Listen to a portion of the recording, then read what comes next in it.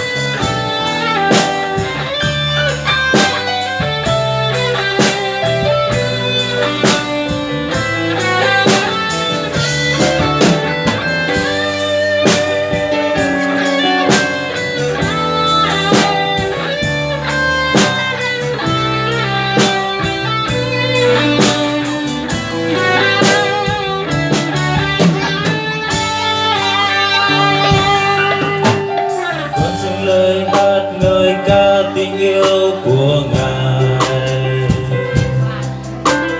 Con dâng lời hát ngợi ca ân điển của Ngài. Tình yêu Chúa chẳng bao giờ biến đổi, dẫu muôn phần đổi rời. Tình yêu Cha hằng con muốn thua. Khi cây dây đã dâm Chúa không bé bao giờ. Khi ánh đèn sắp tan Chúa không tan bao giờ. Tình yêu Chúa chẳng bao giờ biến đổi, dẫu muôn phần đổi rời. Tình yêu Cha hằng con muốn thua. Tình Chúa vì yêu con, Chúa đóng đinh thay con, Chúa ban cho tâm linh con đây sự sống của Ngài.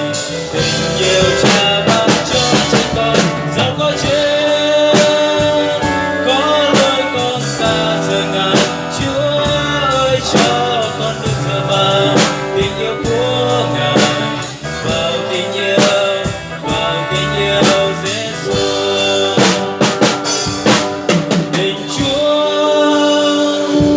vì yêu con, Chúa đóng đinh thay con, Chúa ban cho tâm linh con đây sự sống của Ngài.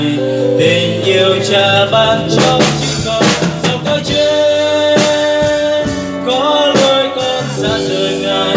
Chúa ơi cho con được dựa vào tình yêu của Ngài, vào tình yêu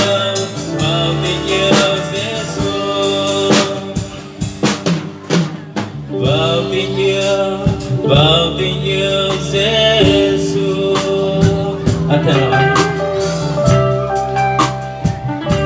As kami laway ma